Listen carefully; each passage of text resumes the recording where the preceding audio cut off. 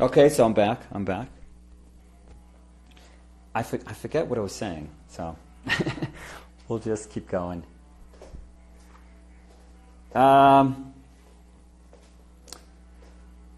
So let me see. What do I have to get to? That's cool.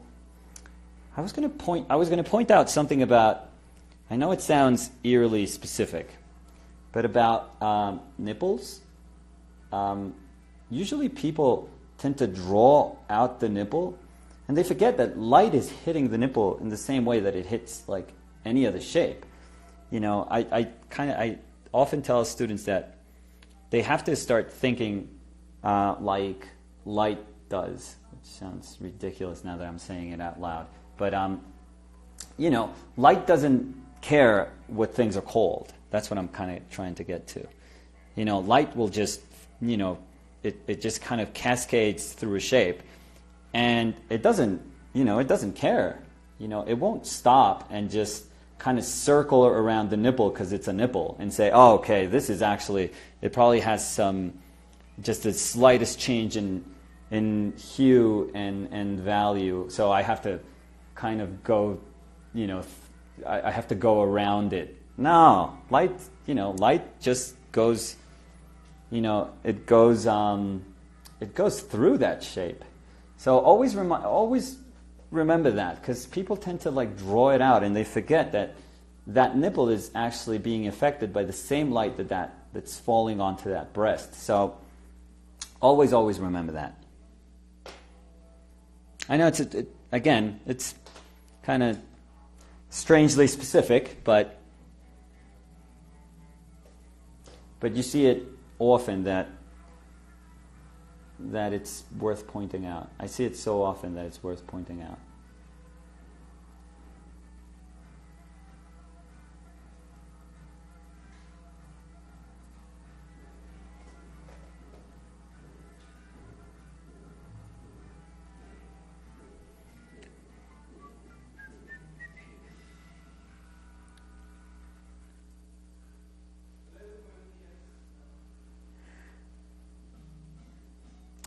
Yeah, I wish the bad thing about this setup is that you can't see my palette.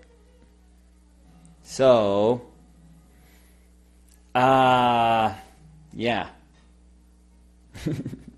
So I'm trying some things out. We'll see. But if you guys find that just seeing the palette is just incredibly useful, we'll go back to something where we can showcase the palette a little bit better.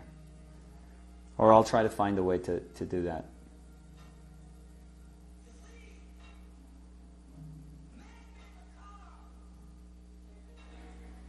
Okay, so that's better. There's a difference in just, I think, more in hue instead of value, between the cast shadow and the actual breast turning. But it's very, very slight. And I want to try to get that difference, but it's, I have to remind myself that it's very small. So,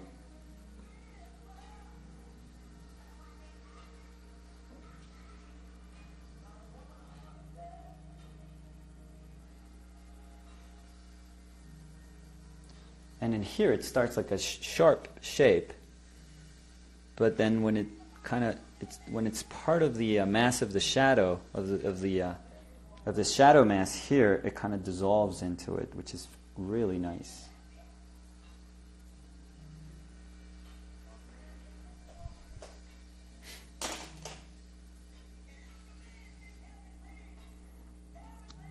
Emil Robinson, ooh, he's so good. Woo.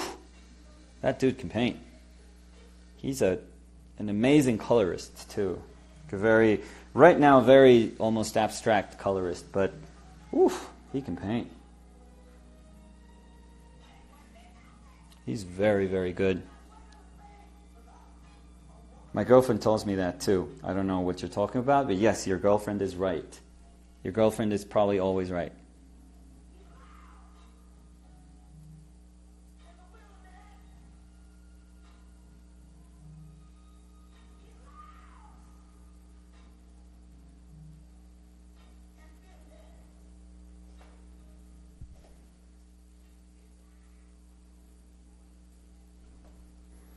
¿Se trabajaría igual con acrílicos? No tanto, no tanto porque no más el secado del acrílico es, hace que uno tenga que abordar como técnicamente un poquito la imagen.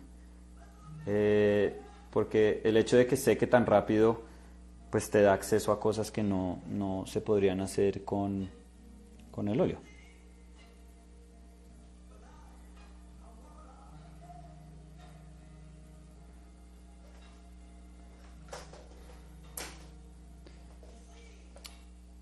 Let me grab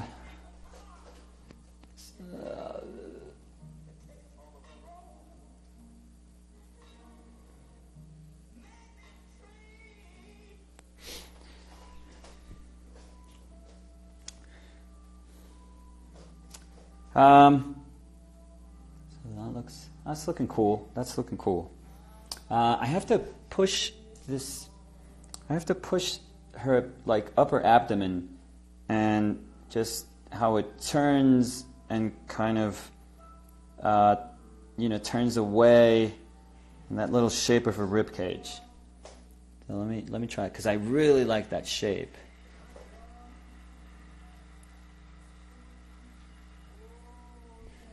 Let me see.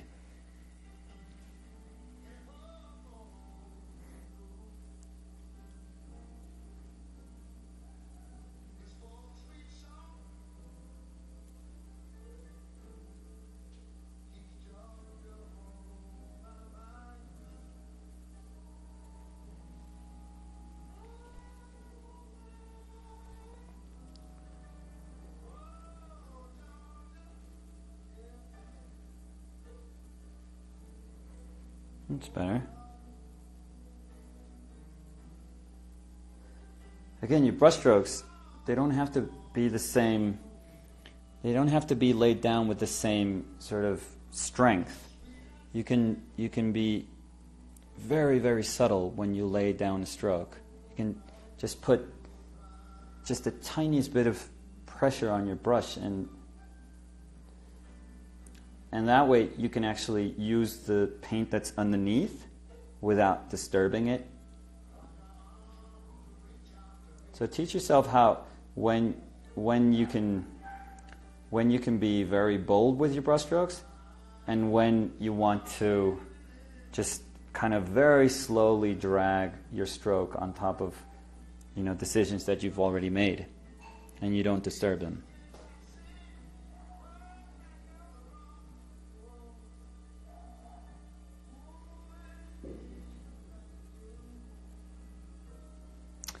What's your typical palette?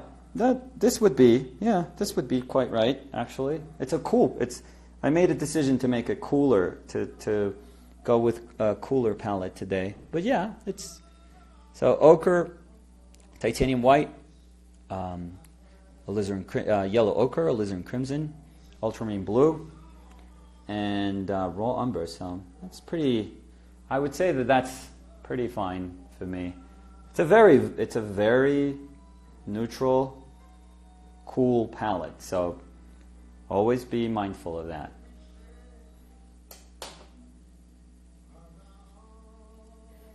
If I see myself, using a small brush for too long, I have to really push myself to. Whoa, that's too light. Oh God, I have to push myself to just bring a bigger brush back again to the painting.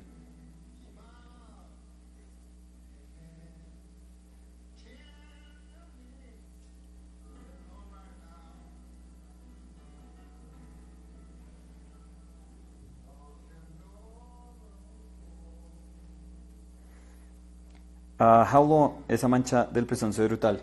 Sí, acá sí se describe con muy poco, con muy poco. Y la idea es tratar de mantener como ese sentido grande, ese sentido de que uno está describiendo luz, una masa afectada por luz, en vez de pensar en qué es lo que está describiendo la luz.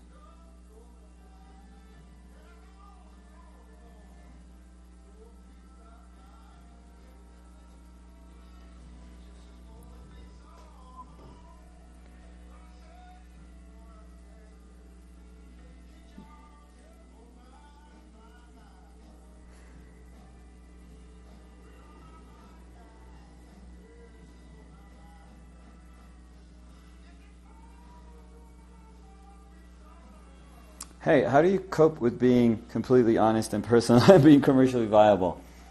That's so tough. It's probably like the toughest part. I don't know. I've been very lucky, I think, up to this point, because I had always worked with people that, gallerists that were willing to sort of give me liberty, and they understood their role as gallery directors, as people that would would find a place for my work. That's what they did, and I actually, I don't know, I was super lucky to just be surrounded by really, really nice people, I guess. In Russian, we are talking that you are cool. Yo en español estoy diciendo que ustedes rusos son increíbles. Y ustedes obviamente no van a entender eso, a menos de que haya por ahí un ruso que hable español, que no creo. Pero pues no voy a suponer cosas porque pues los rusos son súper chéveres.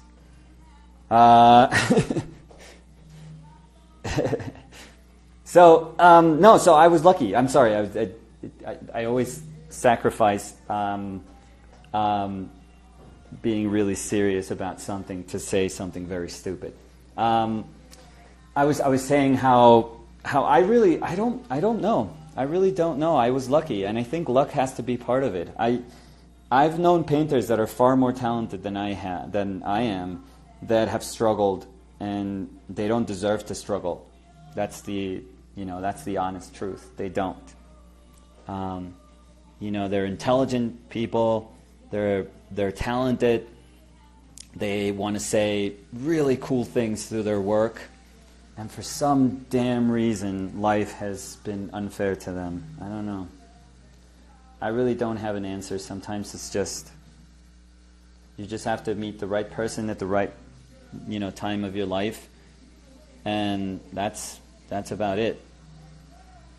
And if you believe that you don't, if you really believe that you're not willing to compromise what you want to say, then it won't matter to you. If you say, this is who I am, these are the paintings that I make, and I honestly don't care if I do that well. Like, I chose to be a painter because it gives me the liberty to do these sort of things. Like, that's the life that I want to live. Then it won't matter to you, and you'll probably have to make some sacrifices in your lives and in your lifestyle. But those sacrifices are worth the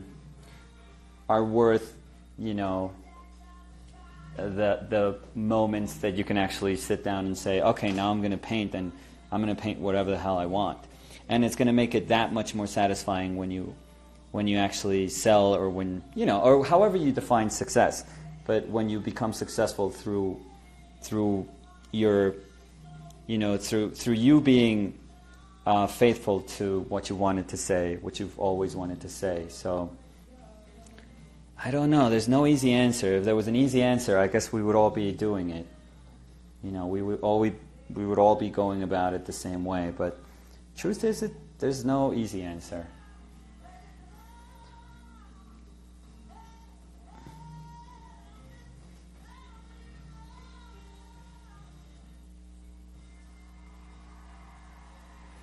Oh, by the way, I'm being totally honest, because if there is something that I love just as much as painting, is football. And if anyone from Russia can set up a workshop for me this summer during the World Cup, that would be incredible. And if you can pay me enough so that I can actually, pay for tickets to see the World Cup, that would be incredible. So, people from Russia, if you were saying that I was cool, just let me see it. Let me see how cool do you think I am by just setting up a workshop for me and, you know, finding some World Cup tickets. It could be any tickets, but if you find tickets for Colombia, for the games that Colombia is going to be playing, that would be awesome. I won't charge money. I'll charge just tickets.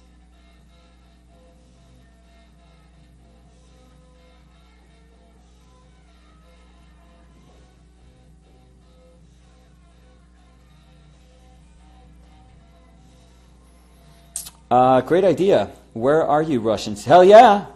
Uteka is saying something like, let's bring this guy here. I have no idea how to read Cyrillic, so I don't know. But yeah, you guys go with that. Set something up, something cool. And if it could be financed by some Russian oligarch, so that we can have enough money for great seats at, you know, matches in matches that Colombia's going to be playing. Freaking awesome. If painting takes me to just be able to see a World Cup, dream come true. What about St. Petersburg? How long does it take you to paint something like this? I don't know. We've been painting, what, an hour and a little bit? Maybe? Yeah, so it hasn't been a lot. The color, the priming, the primed surface has helped quite a bit, though.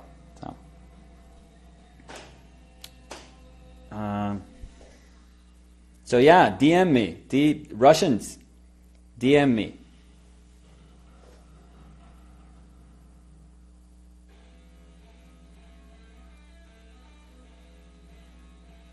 I just want to make a few tiny little marks.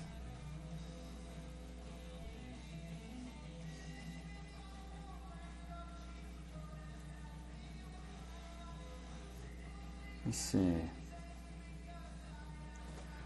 For the hands.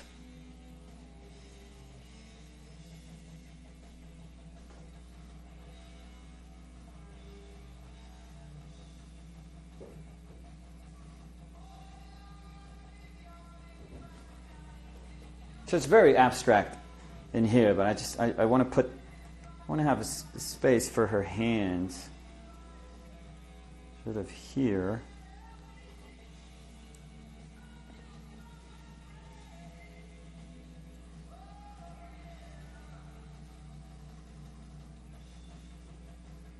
That's cool.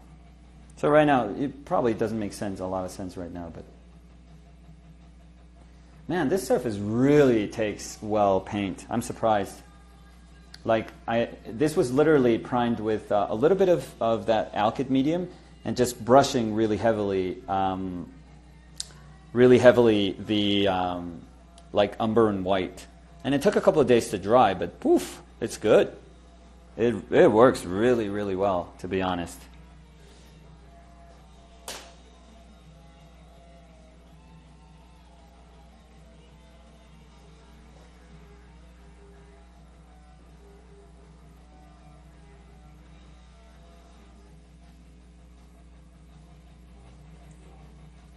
So again, like I said, this is not meant to be like a finished painting, so I'm probably not going to push it a lot because its role is not supposed to be that. So it would be kind of pointless to push things now just superficially.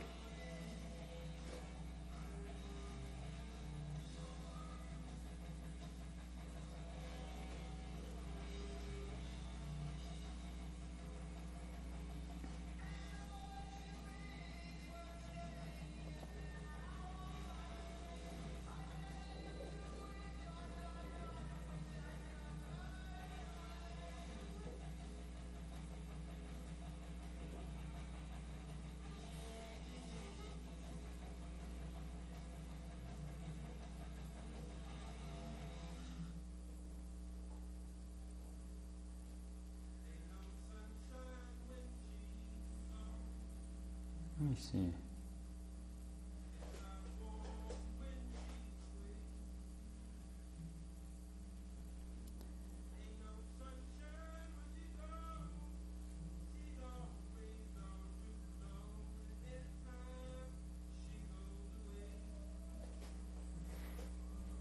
cool.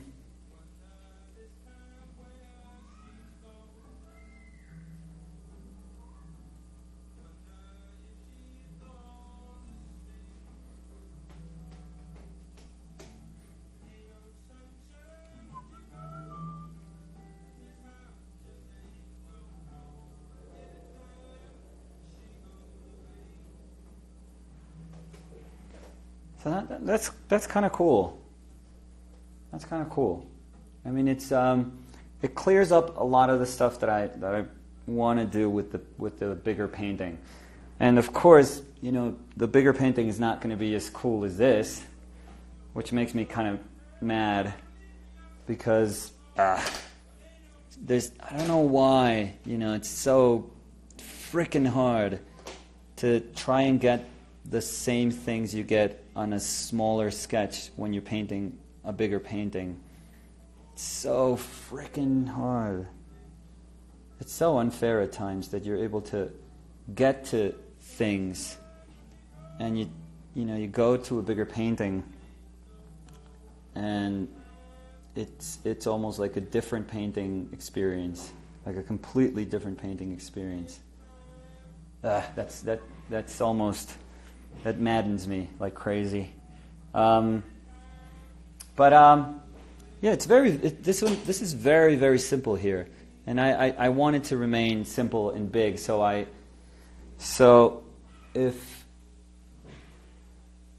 when I look at it while I'm painting the bigger painting, I'm reminded of the things that I'm supposed to be reminded of, and not of like petty little details. So let me get to the hair just a little bit, and I think we're going to be done.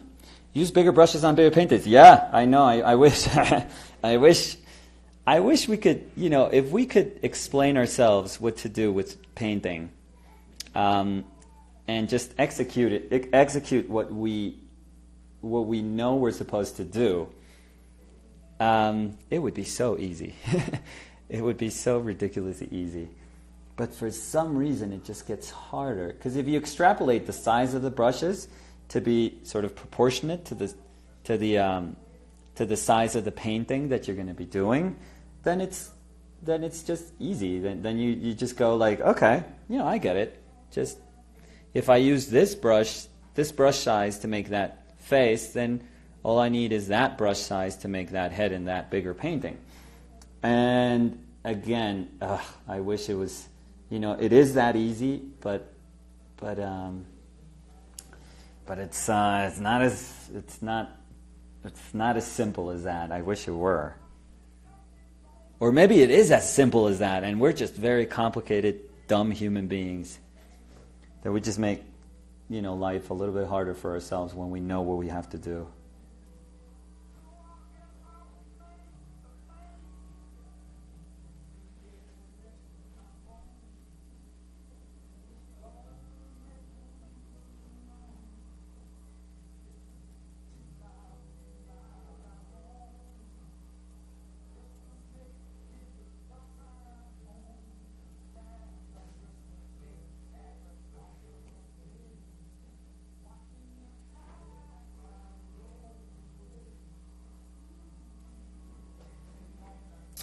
So I think this is pretty cool. This is, I actually really like it. I'm glad I was able to solve it with, at least no issues. I mean, and by issues I mean like many times you're just painting and you have to do something and then kind of retrace your steps and then do it again and then fall back onto a state where the painting was a little bit better, and it's a mess. But when the painting feels sort of progressive, it's very nice. That feeling is very, very nice. And I think this kind of has that. There's a wholeness to it that I really, really like. So God, my umber got super dirty. I'm so careless sometimes with my palette that it... And I tell myself, come on, dude, just be a little more careful next time. I'm never able to do that.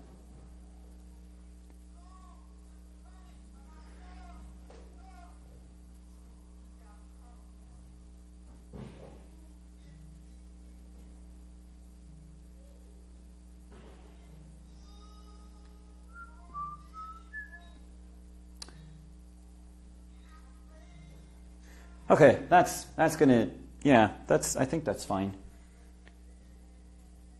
I always say this, and I keep I keep just going back to the palette, trying to do like one more stupid stroke. What the hell?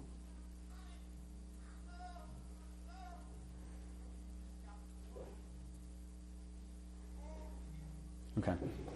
But I really like this kind of dark shape up top.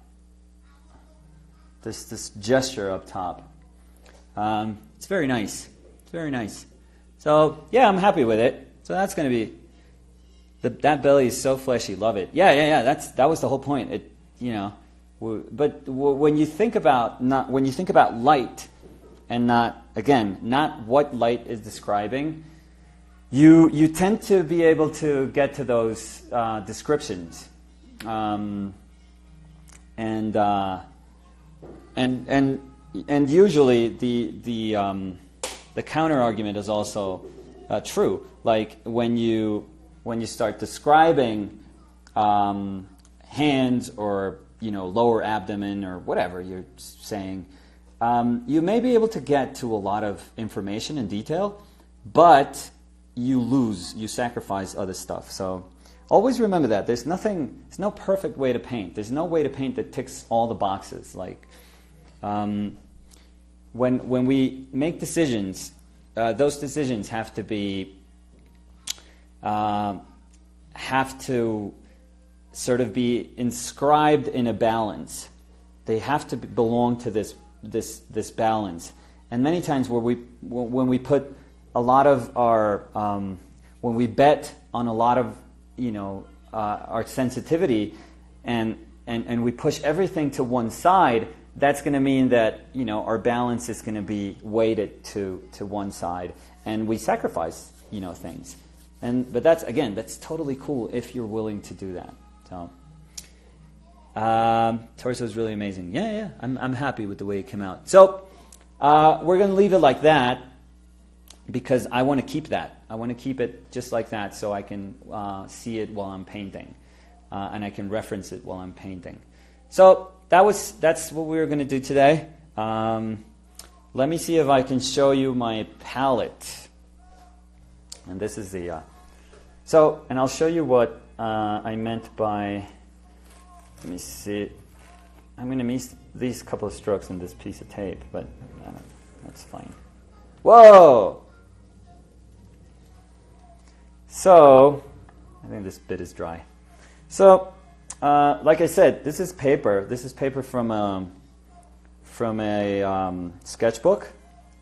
And what I did was I glued with spray mount. I put some spray mount. Can that focus? Yeah. So it's very loose, if you can see. Super loose. Super, super loose.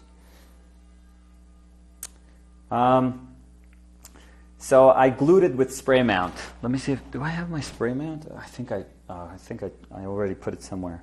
But so that's the piece. And let me show you what I used for a palette. So we're going to swerve here. I'm going to try not to show my legs because it's my computer. Let me see. There we go. There we go.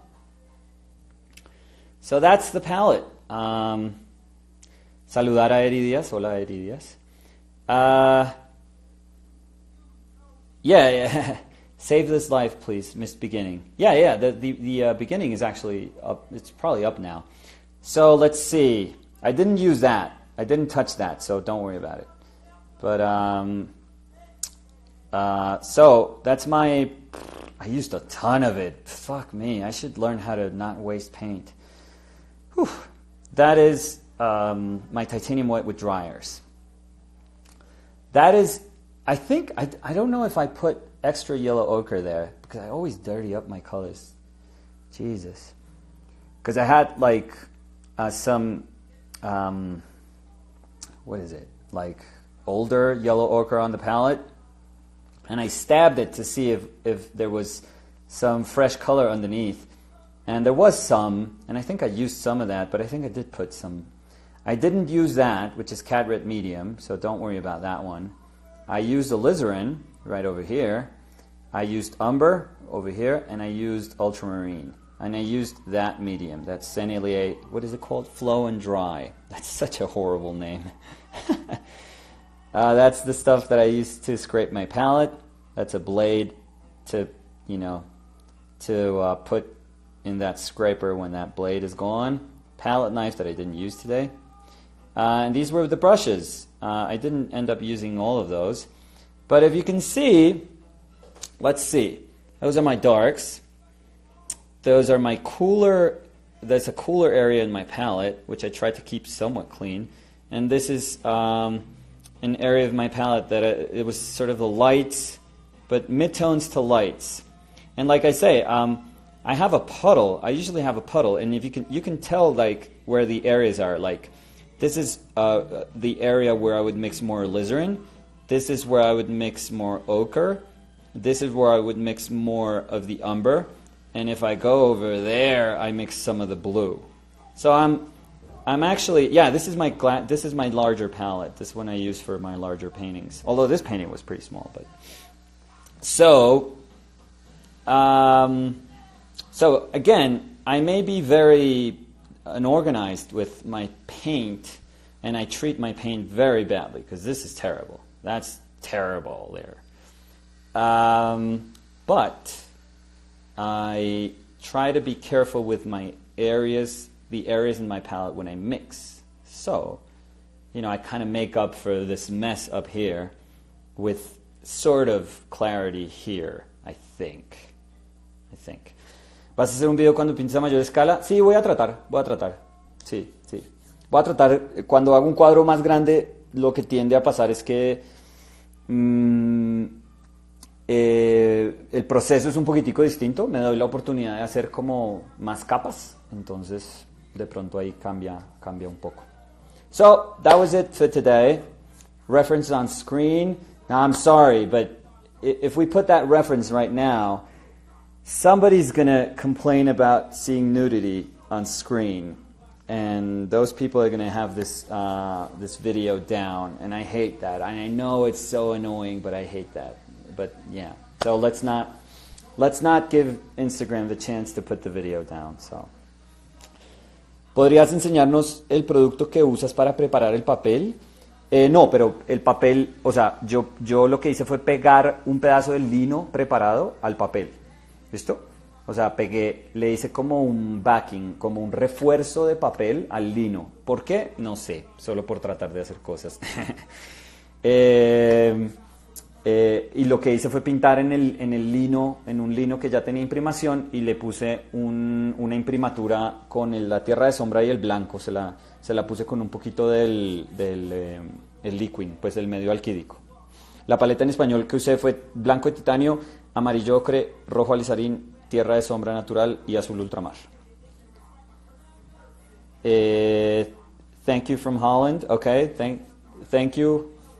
Thanks. Okay. Marijevan Toledo. No, estoy fatal. Bueno, muchas gracias. Muchas gracias. Nos veremos la próxima. Pero hoy fue como un estudio de colorcito ahí chévere para tenerlo en mente cuando esté pintando ya la pintura más grande. Entonces, muchas gracias. Ciao, Lines. So awesome. Thank you all. Thank you. I'll see you guys later. Thanks.